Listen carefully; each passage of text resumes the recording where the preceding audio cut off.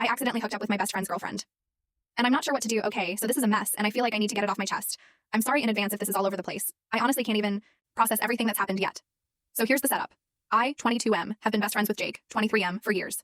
We're super close. Hang out every weekend, play video games, talk about everything.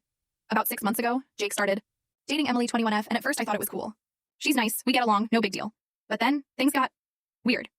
At first, she was just that girl Jake's dating, and I was supportive. But then, slowly, over the months, I started noticing little things. The way she laughed at my jokes a little too hard, the way she'd accidentally brush my arm when we were sitting on the couch watching movies, that kind of stuff. It made me uncomfortable, but I pushed it aside. She was Jake's girlfriend after all. Then came the party. It was a Friday night, and we were all hanging out at my place.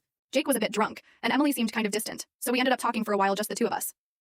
At some point, we got to talking about relationships, and she told me how she felt like Jake wasn't really there for her emotionally.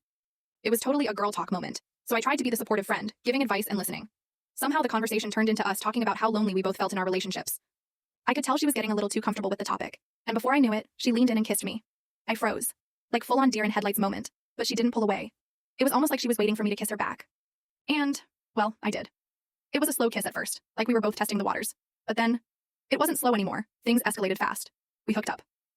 The next morning, I woke up in a cold sweat. I could barely look at her. I didn't even know what to say. But she acted like it was no big deal, casually texting Jake about breakfast plans like nothing had happened. Jake and Emily broke up a few weeks later.